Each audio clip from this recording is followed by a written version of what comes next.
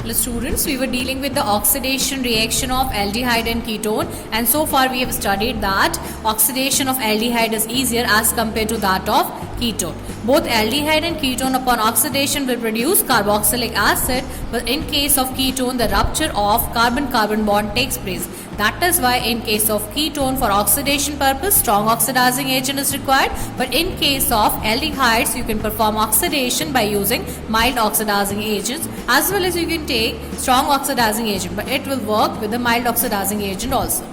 Mild oxidizing agent which are used in case of aldehyde are Tollens reagent, Falling solution, Benedict reagent. In this case, these reagents can be used to distinguish between aldehyde and ketone, as aldehyde will respond to the test given by these reagents, whereas ketone, which requires strong oxidizing agent for the oxidation purpose, will not respond to these tests.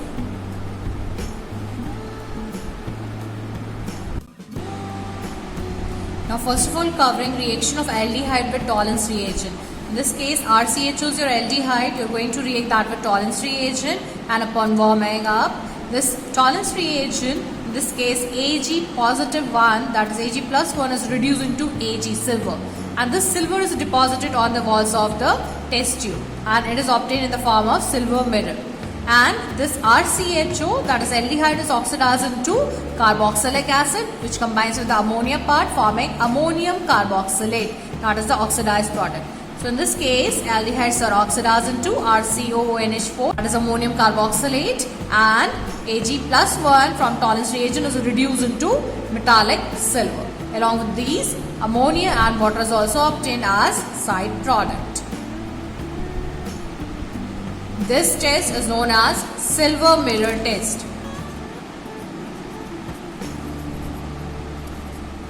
As silver is deposited on the walls of the test tube, and you can use this test to distinguish between aldehyde and ketones, as aldehyde will respond to this test but ketone will not respond to this test. Next reaction is reaction of aldehyde with Falling solution. In this case, you are going to react aldehyde with Falling solution, which is mixture of Falling solution A and Falling solution B. Falling solution A is basic solution of copper sulfate, and Falling solution B is Rochelle salt, which is sodium potassium tartrate. So from your Falling solution you will obtain Cu2 plus ion, and in the basic medium you are going to react that with the aldehyde. This aldehyde will be converted into carboxylic acid, and since this is ionic reaction, we are going to write down RCO minus for the oxidized product, and in this case Cu2 positive is reduced into Cu plus 1. So this is oxidized and cupric ion is reduced to cuprous ion, and in this reaction you will obtain red color PPT of cuprous oxide. Now Falling solution is of blue color, but when it is reacted with aldehyde, the Falling solution is reduced into cuprous oxide of red color.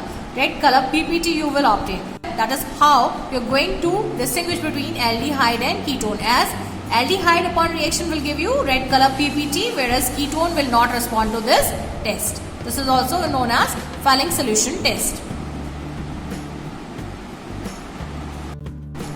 Next one is reaction with Benedict's reagent. Now what is Benedict's reagent?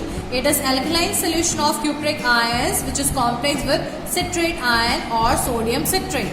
Now in this case only the reagent is changed, but the reaction is same reaction will take place, and you will obtain red color PPT. Benedict's solution is also of blue color, but after reaction you will obtain red color PPT. Our next reaction is oxidation of ketone, and oxidation of ketone takes place in the presence of strong oxidizing agent. Now if we take symmetrical ketone, that is CH3, C double bond O, CH3.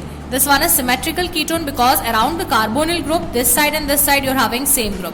So when we perform oxidation of symmetrical ketone using strong oxidizing agent like concentrated HNO3. In this case, oxidation takes place by rupture of the carbon-carbon bond, and both the parts gets oxidized into carboxylic acid. Here on this side you are having 2 carbon atoms, on this side you are having only single carbon atom. So one carboxylic acid will be of 2 carbon atoms, and one carboxylic acid will be of 1 carbon atom. So 2 carbon carboxylic acid formed after the reaction will be CH3COOH, and the second one will be HCOOH.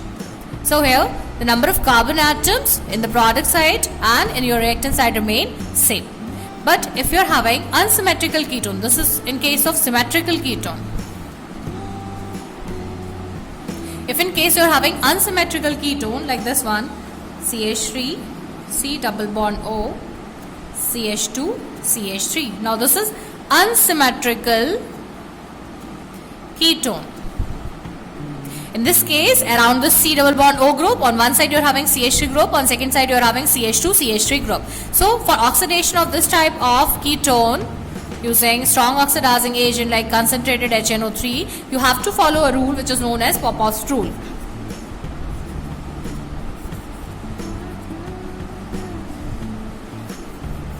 And according to Popov's rule, when the dissociation of bond takes place, in case of unsymmetrical ketone, the carbonyl group, that is C double bond O group, will move to that carbon chain which contains lesser number of carbon atoms. Means dissociation will take place from here.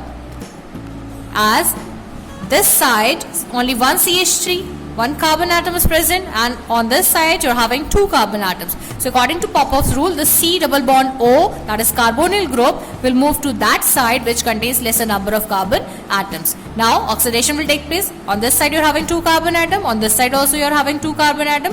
So both will oxidize. This will provide you CH3, COOH for two carbon atoms, and for these two carbon atoms also CH3, COOH.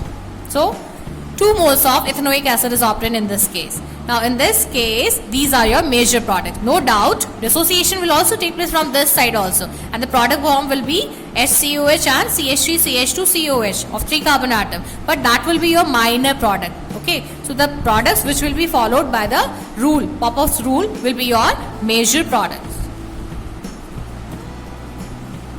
In very small quantity, you will also obtain methanoic acid and propanoic acid, which will not follow the rule. So the product form according to the rule will be your major products. Covering reaction of aldehyde and ketone with PCl5. How the reaction will take place? Suppose you are having aldehyde, RC double bond O, H. This is aldehydic group, and in this case, if you are going to react with PCl5, dissociation of bond will take place from here, and 2 Cl atoms will attach here.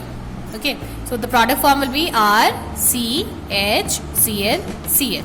Okay, now you are left with what? You are left with phosphorus and 3 Cl groups, and here oxygen.